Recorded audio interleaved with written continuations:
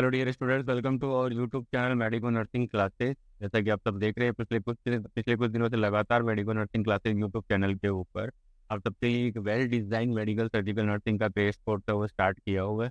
उसी crash course की class में एक और कड़ी जोड़ते हैं और आज का क्लास हम शुरू करते हैं। आज की क्लास हमारी ट्यूबरक्लोसिस के मैनेजमेंट के ऊपर होगी, जो कि हम लास्ट 2 या 3 क्लासों से हम पढ़ रहे हैं। लास्ट के 2-3 क्लासों से हम ये पढ़ रहे हैं कि ट्यूबरक्लोसिस क्या होता है, साइन एंड सिम्टम्स क्या है, जो माइकोबैक्टीरियम ट्यूबरक्लोसिस है उसकी मॉर्फोलॉजी क्या है, उसके बारे में हम सबने डिस्कशन कर लिया। ठीक है, तो आज की क्लास के बारे में हम स्टडी करना शुरू करें। तो लास्ट क्लास में हमने पढ़ लिया था, डायग्नोस्टिक टेस्ट के बारे में देख लिया था, ट्यूबरकुलिन स्किन टेस्ट की बात करनी है। ठीक है, लास्ट क्लास में हमने यही छोड़ा था कि ट्यूबरकुलिन स्किन टेस्ट क्या होता है। स्टूडेंट, अगर आप ट्यूबरकुलिन स्किन टेस्ट की बात करते हो तो ट्यूबरकुलिन स्किन टेस्ट क्या है? ट्यूबरकुलिन स्किन टेस्ट क्या है? एक सेंसिटिविटी बताता है। Tell about the sensitivity against tuberculosis या mycobacterium tuberculosis. Immunity, immune system, immune system sensitivity,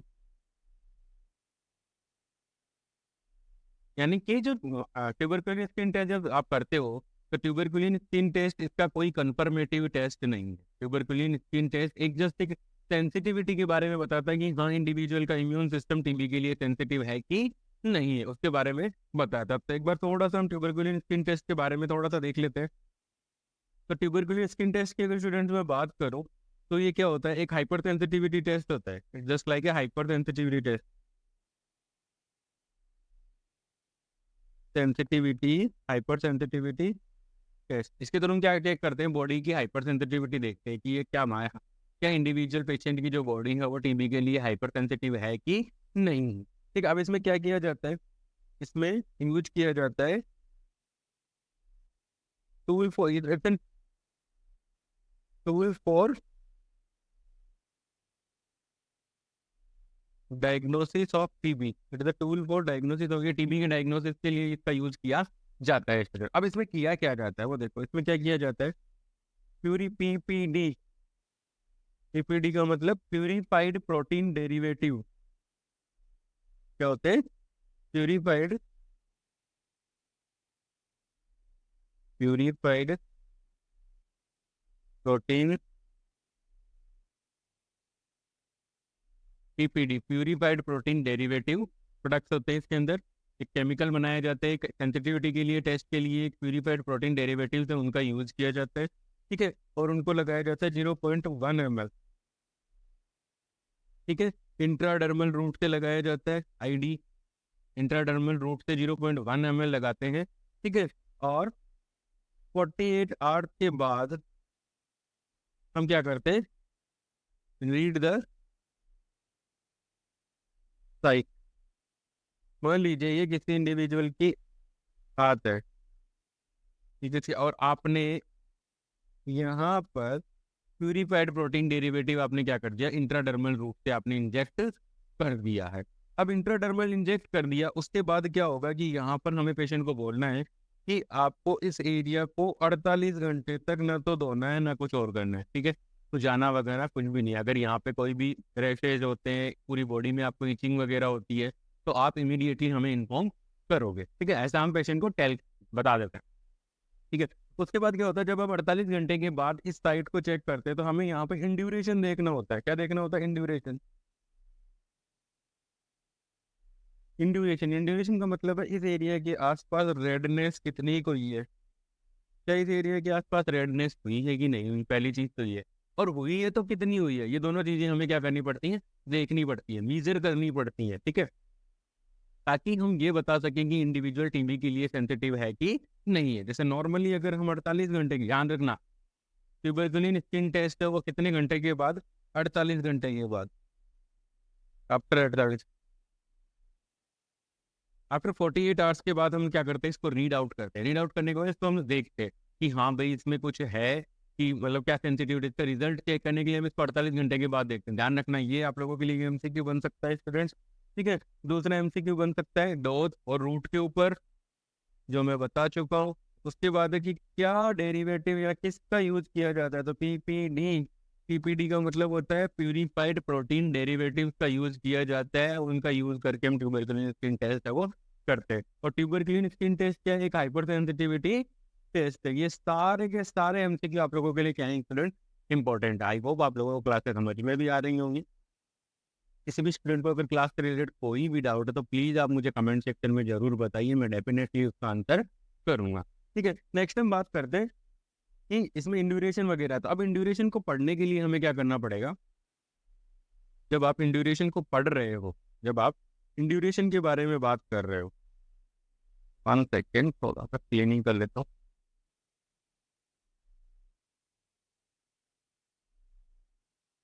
ठीक है, जब आप इंड्यूरेशन के बारे में बात कर रहे हो,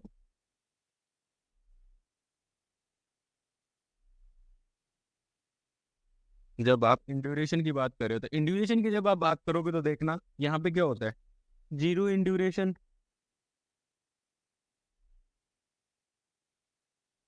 0 to 5, 5 to 10 और more than 10 mm, 0 mm, mm, more than 10 mm। ठीक है स्टूडेंट, ये 3-4 चीजें, क्योंकि ये 4 कैटेगरीज हम बना देते हैं। अब इन चारों कैटेगरीज के अंदर क्या होगा, देखो जीरो इंड्यूरेशन है, कोई वहां पर क्या है, कोई भी इंड्यूरेशन नहीं बना है, ऐसा लग ही नहीं रहा कि आपने इंजेक्शन भी लगाया था क्या, तो इसका मतलब है नो नो सेंसिटिविटी।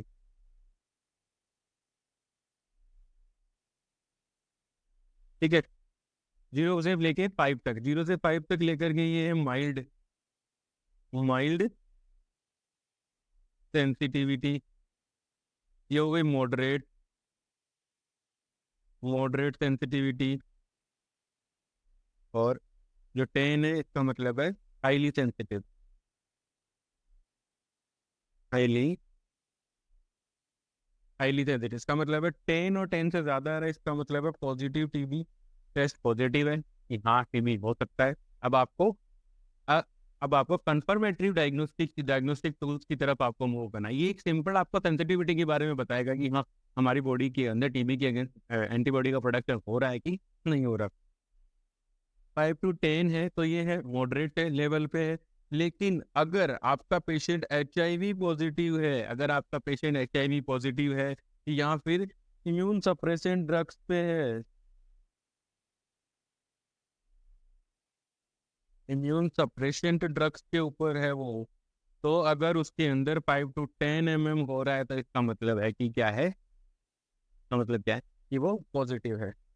कंडीशन याद रखना, अगर नॉर्मल इंडिविजुअल है तो 10 से ज्यादा होगा तो, और 5 से 10 के बीच में होगा। और अगर इम्यून कॉम्प्रोमाइज्ड पेशेंट है, HIV का पेशेंट है, कोई और अदर सेकेंडरी प्रॉब्लम है जिसकी वजह से अगर पेशेंट को इम्यून प्रॉब्लम्स हो रखी है, उस कंडीशन के अंदर वहां पर क्या होगा, वो पॉजिटिव पाया जाएगा। ये माइल्ड सेंसिटिव के बारे में। और यहाँ पे जीरो इंड्यूरेशन का मतलब है कि टीबी बिल्कुल भी नहीं है। ये यहाँ पे टीबी के लिए कोई एंटीबॉडीज का प्रोडक्शन नहीं हुआ है हमारी बॉडी के अंदर। आई होप आप लोगों को ट्यूबरकुलोसिस स्किन टेस्ट के बारे में समझ में आया होगा। ये एक रफली बताया मैंने आप लोगों को, बाकी डिटेल के साथ हम नेक्स्ट टाइम पढ़ेंगे जब इस टेस्ट के बारे में हम जब बात करेंगे। ठीक है, नेक्स्ट टाइम बात करते हैं, नेक्स्ट स्टूडेंट हम बात करते हैं टीबी के मैनेजमेंट के बारे में, टीबी के ट्रीटमेंट के बारे में। तो टीबी के ट्रीटमेंट के बारे में जब भी मैं बात करूं तो उससे पहले मैं आप लोगों को बताना चाहूंगा कि टीबी के लिए गवर्नमेंट ऑफ इंडिया ने बहुत सारे प्रोग्राम चला रखे हैं। ठीक है, टीबी के लिए बहुत सारे प्रोग्राम चला रखे हैं, door to door medication distribution चला रखा है, तो उसको हमने बोल दिया था डॉट। ठीक है, अभी जो revise national tuberculosis control programme आया था उस प्रोग्राम में डॉट थेरेपी आई थी, और डॉट थेरेपी से बहुत ज़्यादा इफेक्टिव तरीके से हमने कंट्रोल किया है ट्यूबरकुलोसिस के स्प्रेड के ऊपर। ठीक है, तो ट्रीटमेंट ऑफ ट्यूबरकुलोसिस की बात करें,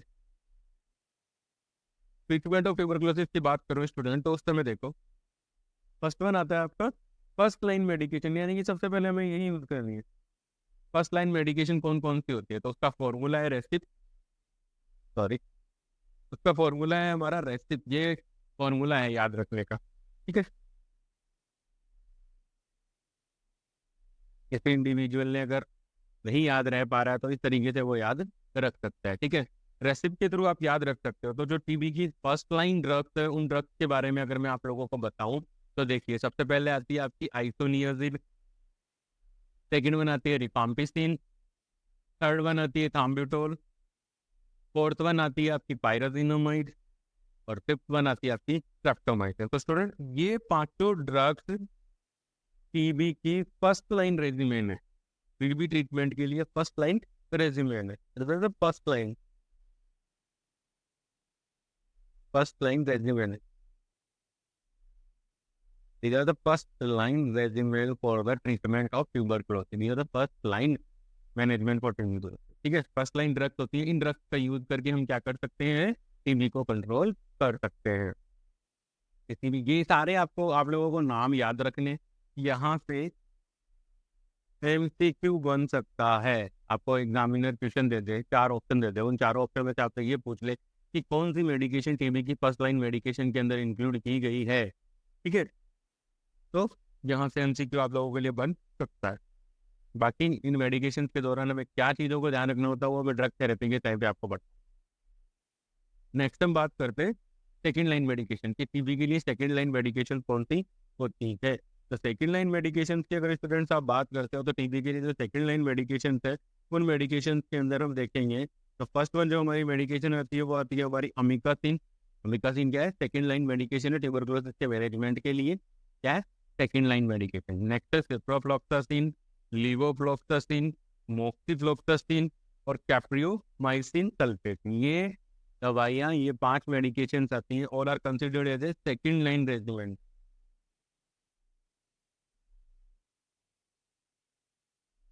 second line regiment for the management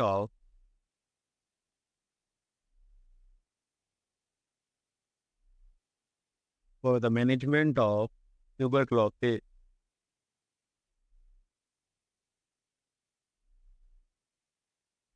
tuberculosis के मैनेजमेंट के लिए सेकेंड लाइन मेडिकेशन वो ये हमारी होती है। ठीक है, आई होप आप लोगों को समझ में आ रहा होगा। आई थिंक आप लोग समझ भी पा रहे होंगे इन सारी चीज़ों को कि किस प्रकार से इनका मैनेजमेंट हो रहा है टीबी के मैनेजमेंट के दौरान। अगर इस क्लास से रिलेटेड आपको कोई भी डाउट है तो प्लीज़ आप मुझे कमेंट सेक्शन में जरूर बताइए, मैं डेफिनेटली उसका आंसर करूँगा।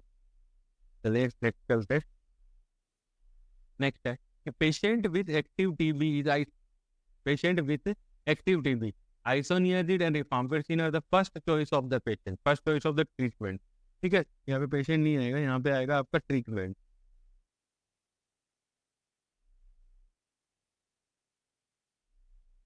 ठीक है, मतलब फर्स्ट लाइन ये है, first drug of choice. Drug of choice की बात करते हैं, drug of choice for tuberculosis. याद रखिएगा स्टूडेंट, इंपॉर्टेंट है ड्रग ऑफ चॉइस। अगर आप ड्रग ऑफ चॉइस की बात करते हो स्टूडेंट कि किस प्रकार से ड्रग ऑफ चॉइस है वो निकाली जाती है, तो ड्रग ऑफ चॉइस से अगर हम बात करें तो रिफाम्पिसिन और आइसोनियाजिड।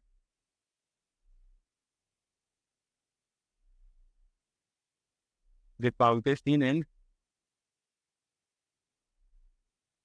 आइसोनियाजिड, ये दोनों ड्रग, रिफाम्पिसिन और आइसोनियाजिड, रिफाम्पिसिन और आइसोनियाजिड के first choice of the drug है।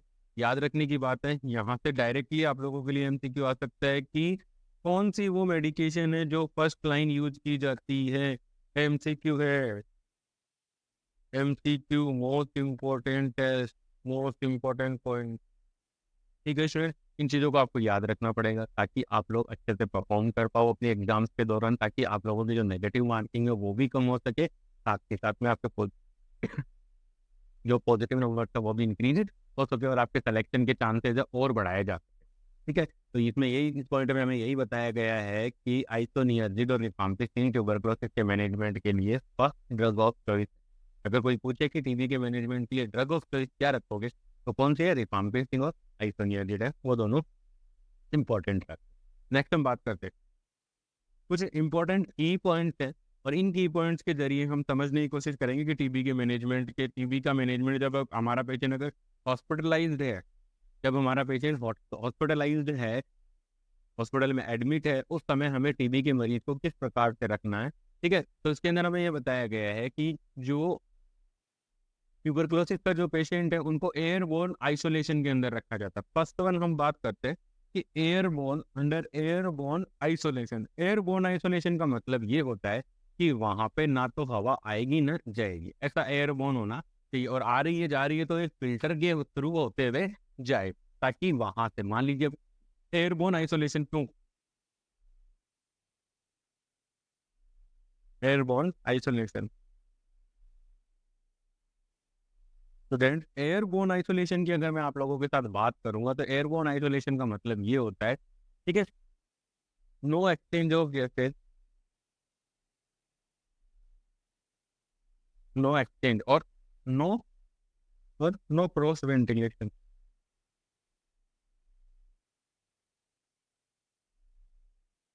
No cross ventilation, no cross ventilation का मतलब है कि बाहर से यहाँ से हवा आ सकती है, लेकिन यहाँ पर अंदर की जो एयर है, मतलब वार्ड के अंदर की जो लेयर है, जो सॉरी जो अंदर की जो एयर है वो बाहर नहीं जानी चाहिए। देखो एग्जाम्पल के तौर पे अगर हम समझने की कोशिश करें, ये हमारा एक वार्ड है, ठीक है, टीबी वार्ड मान लेते हैं तो अपन, ठीक है, यहाँ पर हमारे पेशेंट्स हैं, यहाँ पर हमारे पेशेंट्स हैं, एक नियत दूरी के ऊपर पेशेंट हमने एडमिट कर रखे हैं, ठीक है जी।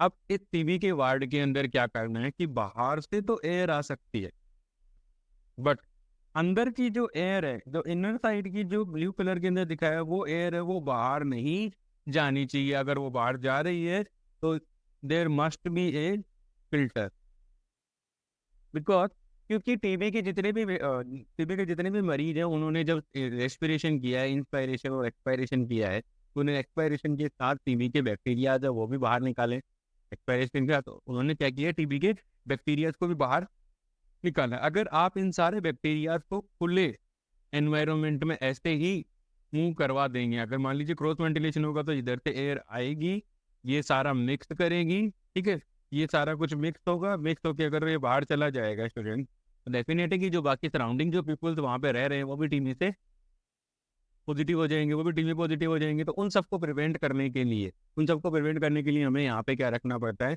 Airborne isolation. एयरबोर्न आइसोलेशन का मतलब है यहाँ से एयरबोर्न है वो ट्रांसमिट नहीं होना चाहिए, ऐसे फिल्टर्स का यूज करना है, ठीक है। मिनिमम एक्सचेंज वाली जो विंडो वगैरह होती है, मिनिमम विंडोज का यूज करते हुए हमें क्या करना पड़ेगा स्टूडेंट, वहाँ पर मैनेज करना पड़ेगा, एयरबोर्न आइसोलेशन है, टाइटली एयरबोर्न आइसोलेशन हमें मेंटेन करना पड़ेगा, ताकि उससे हम जो सराउंडिंग पीपल्स वहाँ पे रह रहे हैं उन लोगों को हम बचा सके, ठीक है। साथ के साथ हमें क्या करना है, precaution, negative pressure room, to maintain the negative pressure the door of the room must be tightly close. हमेशा याद रखना है, नेगेटिव प्रेशर बनाने के लिए हमें क्या करना पड़ेगा, वहां पर जो उसके डोर हैं, जो वार्ड के जो डोर है उनको हमें टाइटली क्लोज रखना है, ताकि नॉर्मली एयर वहाँ पे एंटर ना कर सके, नेगेटिव प्रेशर वहाँ पे बना रहे, उसी के अंदर नॉर्मली जो बैक्टीरिया वायरस है उसी में रहे।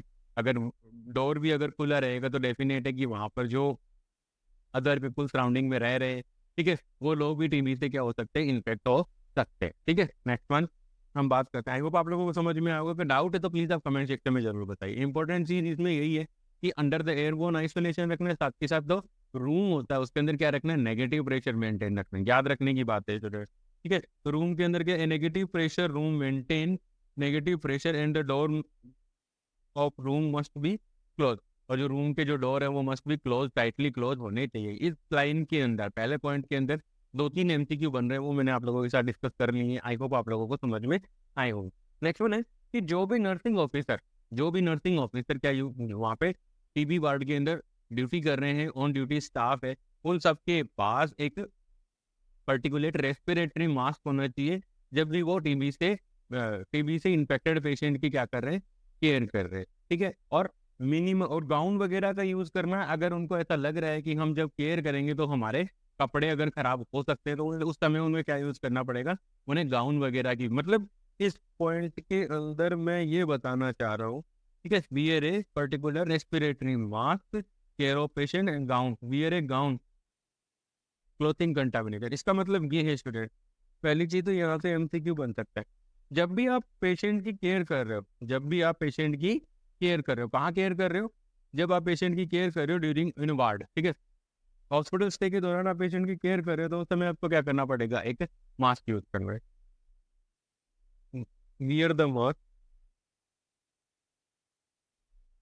जो भी नर्सिंग ऑफिसर वहाँ पे केयर प्रोवाइड कर रहे हैं, वियर द मास्क, वो मास्क पहनना काफ़ी ज़रूरी होता है, क्योंकि रेस्पिरेटरी ड्रॉपलेट्स के थ्रू आपका जो टीबी है वो आपको भी इन्फेक्ट कर सकता है। तो इसीलिए हमें जब भी हम पेशेंट की केयर कर रहे हैं तो उस समय हमें क्या ज़रूरी है, हमें मास्क का यूज़ करना बहुत ज़रूरी होता है। ठीक है, दूसरा हमें क्या करना है, अगर हमें ऐसा लग रहा है, अगर हमें ऐसा लग रहा है कि जब हम पेशेंट की केयर करेंगे तो उस दौरान हमें हमारे जो कपड़े हैं वो गंदे हो सकते हैं, हम जब भी हम किसी पेशेंट से रिलेटेड कोई सिक्रेशंस के साथ डील कर रहे हैं, फ्लूइड या सिक्रेशन के साथ डील कर रहे हैं, तो उस समय हमें क्या करना पड़ेगा, personal protective equipment PPE, personal protective equipments का हमें यूज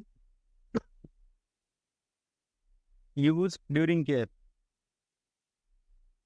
पेशेंट को जब केयर प्रोवाइड कर रहे हैं उस समय हमें क्या करना पड़ेगा, उस समय हमें क्या यूज करना पड़ेगा, पर्सनल प्रोटेक्टिव इक्विपमेंट्स का हमें क्या करना चाहिए स्टूडेंट्स, यूज करना चाहिए, ताकि उनका यूज का पर्सनल प्रोटेक्टिव इक्विपमेंट्स का हम यूज करके क्या कर सकते हैं, पर्सनल प्रोटेक्टिव इक्विपमेंट्स का हम यूज करके क्या कर सकते हैं, फिर अपने आप को इन्फेक्ट होने से क्या कर सकते हैं, बचा सकते हैं। ठीक है, अब पर्सनल प्रोटेक्टिव इक्विपमेंट्स के अंदर कौन कौन से इक्विपमेंट्स आएंगे, वो देखो, सबसे पहले आएगी cap, mask, gloves, gown,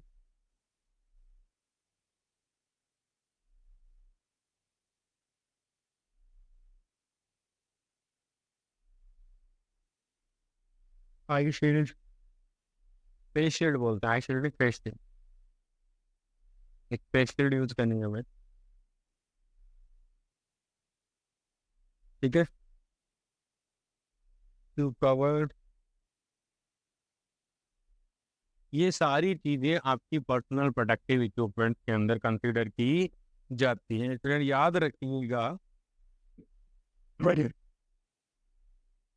all are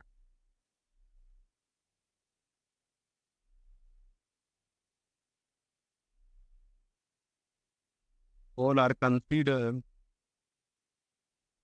as a, all are consider as a, कैसे कंसीडर किया जाता है, all are consider as a personal protective, all are consider as a personal personal protective,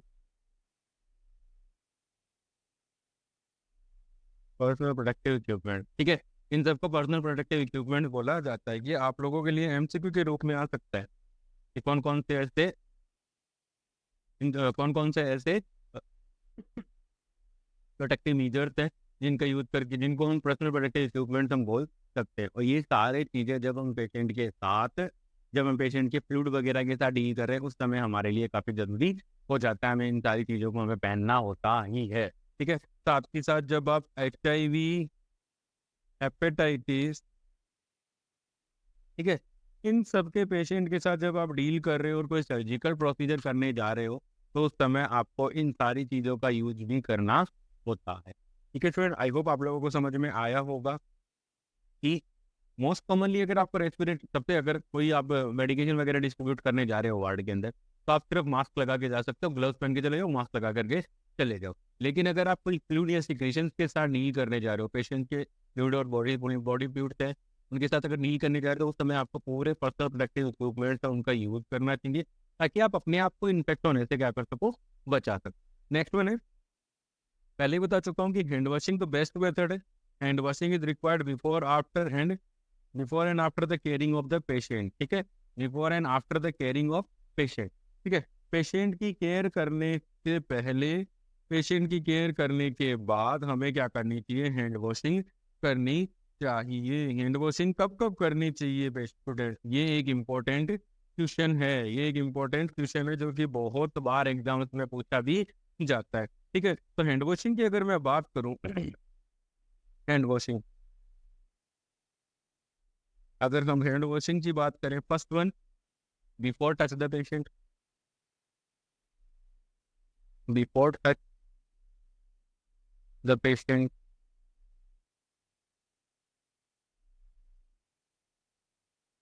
after touch the patient. ठीक है, before touch the patient surrounding और after.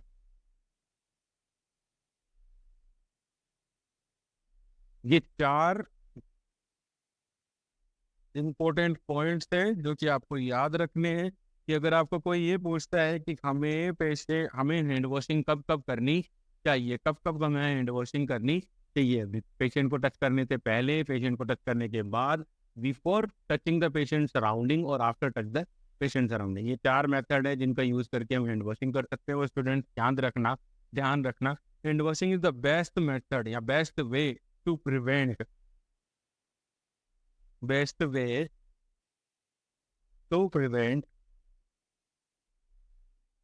Cross infection.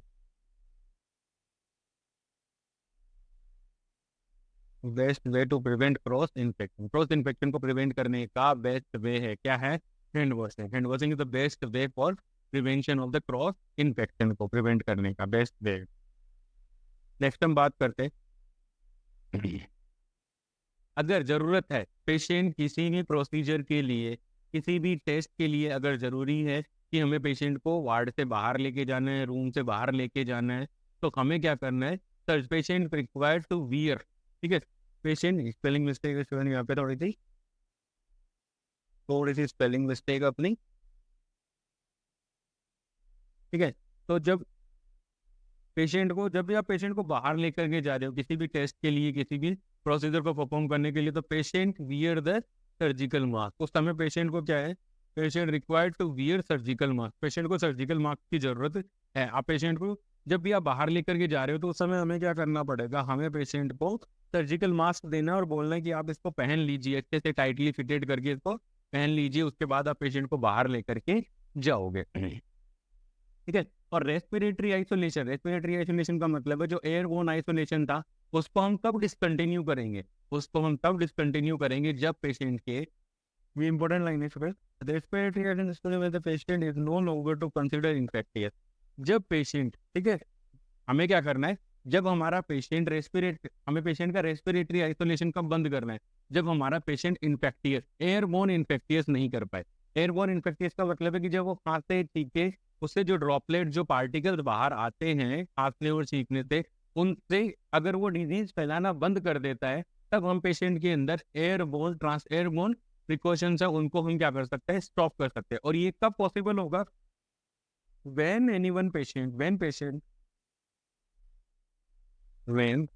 patient complete 3-month course of 3-month course of anti-tubercular 3-month course of anti-tubercular drug 3-month course of anti-tubercular drug and 3 Putum culture are consecutive negative.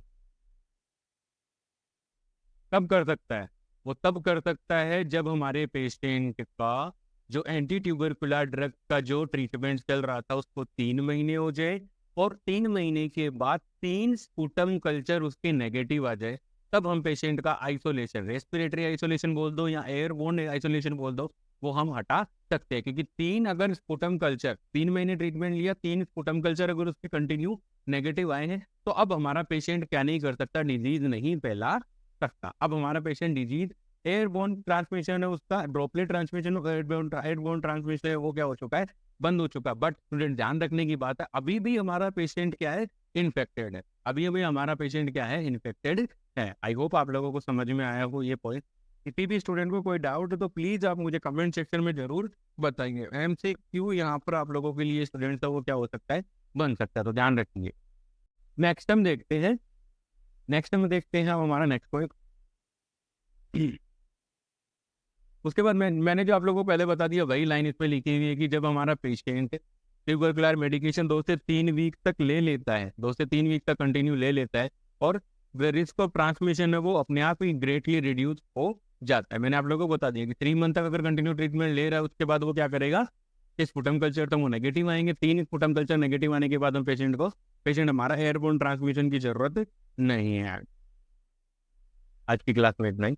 ये था students tuberculosis के बारे में। आज की class में हमने respiratory system को कंप्लीट कर दिया। नेक्स्ट क्लास के अंदर हम नेक्स्ट हमारा सिस्टम उठाएंगे और उसको शुरू करेंगे। तो आज की क्लास में हमने क्या किया, रेस्पिरेटरी सिस्टम को कंप्लीट कर दिया है as a crash course. Detail के साथ रेस्पिरेटरी सिस्टम को हम जैसे ही नॉर्सेट या ईएसआईसी नर्सिंग ऑफिसर एग्जामिनेशन खत्म हो जाती है उसके बाद मैं डिटेल के साथ वापस से शुरू करूंगा, ताकि आप हम लोग इस चीज को थोड़ा डेरिवेटिव डिस्क्रिप्टिव तरीके से पढ़ेंगे तो हमारा नॉलेज और भी ब्रॉड होगा। साथ के साथ हमारी जो और डाउट्स हैं, जो भी छोटे मोटे हमारे डाउट्स आ रहे हैं वो सारे और भी क्लियर हो जाएंगे। आज की क्लास में इतना ही। आई होप आज की क्लास आप सबकी नर्सिंग ऑफिसर रिक्रूटमेंट एग्जामिनेशन की प्रिपरेशन में आपकी हेल्प कर पाए। Please do consider like, share and subscribe. Thank you so much.